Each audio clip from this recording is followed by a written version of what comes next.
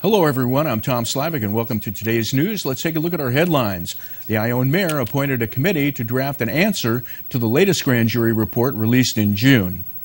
Sutter Creek renewed its finance manager's contract and looks at $95,000 in contingency in 2011-2012 fiscal year, ending budget balance.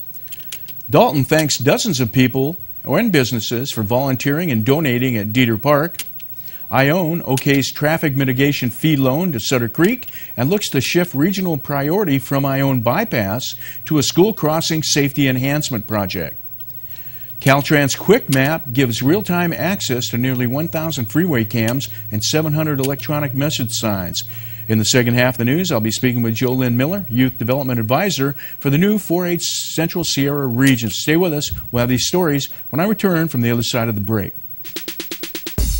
You're watching Amador County's local television network, TSPN. Hello everyone and welcome back. Ione Mayor Ron Smiley appointed Councilman Lloyd Onetto and Vice Mayor Daniel Epperson to an ad hoc committee to draft a response to the June 2012 grand jury report and planned a public workshop in the third week in August before the full City Council will again address the response on September 4th. The new City Manager, Edwin R. Pattison, said one of his first duties on the job was to read the grand jury report, which he said the city takes very seriously and must file a formal response by September 19th. Smiley said he would like to be on the ad hoc committee, which Pattison and the city attorney, but he was too busy with school, having already started in his job as a teacher out of town, making it hard for him to make the daytime meetings. Smiley appointed himself alternate and answered some questions about the grand jury report during public matters not on the agenda. One was from Jim Niven, Voice in Ione, who asked if the city would seek a civil or criminal suit against former city manager Kim Kerr.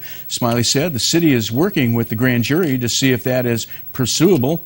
And Dominic Atlin of Castle Oaks said it was not right for the mayor to answer some of the very important questions like that one in public matters comment time, but he does not answer such questions about the wastewater plant.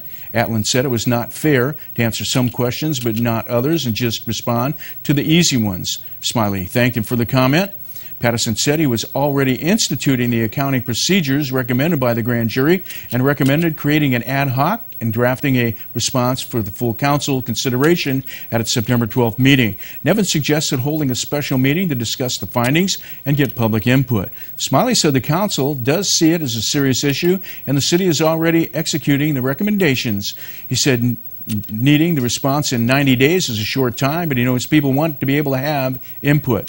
Pattison thought they should set up a public workshop, have the ad hoc committee take its best crack at it, and then have the workshop a couple of weeks before the full council meeting, then present the revised draft September 4th to the full council. Pattison said the workshop environment would be very informal, and Smiley said the work needs to get going to address the issue, and they agreed on having a public workshop at the week of August 21st. Council voted 5-0 Monday, August 6th, to renew its contract with financial management firm Vavernick, Trine, Day & Company, which has worked with the city on auditing and non-auditing. The contract was approved for $90,000 for the year, with council members thanking Vavernick Principal Joe Aguilar for working well beyond the initial contract in making changes to the city system. Councilman Murphy said, "We're getting closer to getting what we pay for," and City Manager Sean Rebay said Aguilar has taken a bath on his side. Although Aguilar can put in extra time himself, Rebay said any staff time he must eat. Councilman Gary Wooten said it was the first time the city can see a clear picture of its finances and said thank you, seconded by Councilman Jim Swift, Mayor Linda Randa, and Councilwoman Sandy Anderson. In public comment, Planning Commissioner Mike Kirkley commended Aguilar for keeping at his job despite critters crawling out from under the rocks, and Kirkley said he was surprised the council would consider the $90,000 salary, noting that Aguilar was initially hired for $75,000 before the city bumped it to $90,000 when an extraordinary workload was brought to him. Murphy said the previous financial system cost us $150,000 and the city was getting more now. The council approved Aguilar's contract, and Ryanda said she wholeheartedly agreed about the clearer picture, saying we're still pulling back the onion, trying to unravel the system and deal with it. City Treasurer Victoria Rehnquist gave a monthly report saying the city has $2.3 million in its treasury, and Swift requested to see a second page of future reports so he could make month-to-month comparisons to look for trends. Rehnquist said that could be done. Aguilar said he can meet with Rehnquist and help generate the comparison report, which probably would not take a lot of time. He said this time last year there was $1.8 million in the treasury, which represents every dime that we're holding, and the comparison shows an upward trend. Aguilar also gave a fiscal year 2011-2012 budget update, saying it has a contingency of $95,000 with financial reports from May 2012 yet to finalize, and it might move another $10,000 to $15,000 up or down. He said we need another month or so to do a preliminary close on June. May was a very important month for revenues, and he is still fine-tuning it. And part of the change, he said, was that funds from the previous year can't be booked into the next year. Adam Dalton thanked dozens of people and businesses for volunteering and donating at Dieter Park Restoration Project in Jackson in recent weeks, saying he was proud of the city. In his weekly update on the Jackson-Bantam-Miwok Indians Amador County Park Restoration Project, he said, we've received enormous support from friends and volunteers working side by side with his crew at Dieter Park.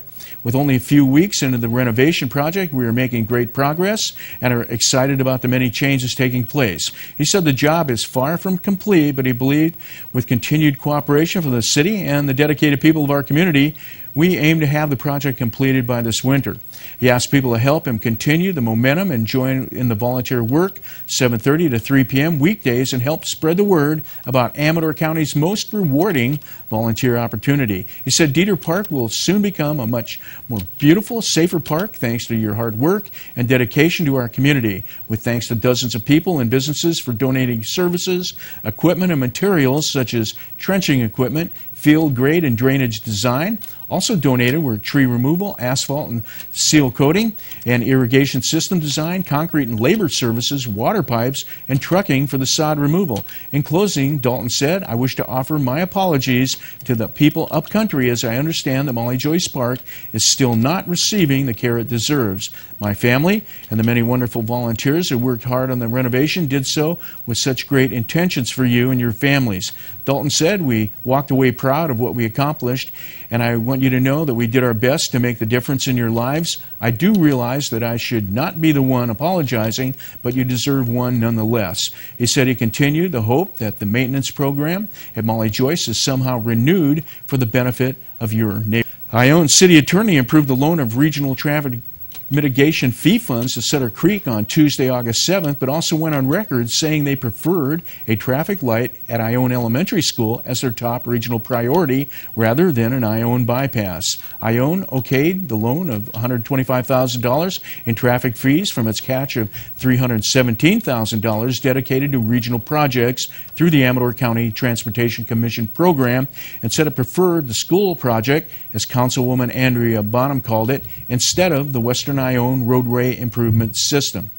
The loan will cover realignment of Prospect Drive and Bowers Drive on Sutter Hill, which came in at $250,000 over estimates. ACTC Executive Director Charles Field said the overrun was due to a difficult excavation for blasting, staging area issues causing the need to handle the materials twice, and Caltrans requirement to build buffer sidewalks separating traffic from utility poles. Jackson City Council also has approved a loan in the same amount for the project, which Field said is ready to start next week.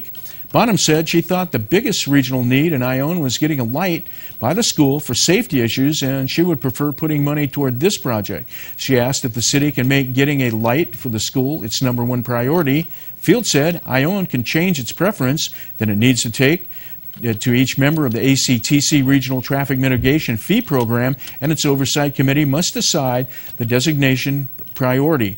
He said it could be a matter of 6 months or so, but if the city is adamant, it could be changed. He said funding is probably 3 years out for any Ione or Jackson project, but the cities would be given first priority to pay back the Sutter Hill loan.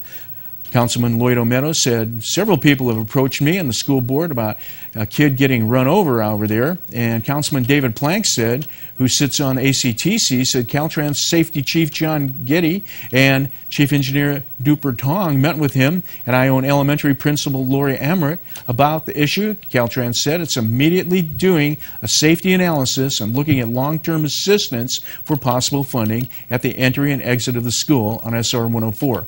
Plank said we were highly encouraged with their expedience on their response, and Vice Mayor Daniel Epperson said saying no to the loan would set a precedent and hurt regional relations and could hurt the project that is all ready to start next week. Oneto said someone did not do their job right and the estimate leading to the cost overrun. Bought a motion to approve the loan and look to move the loan bypass from the priority project to be swapped with the school project. The motion passed 4-1 with Oneto dissenting.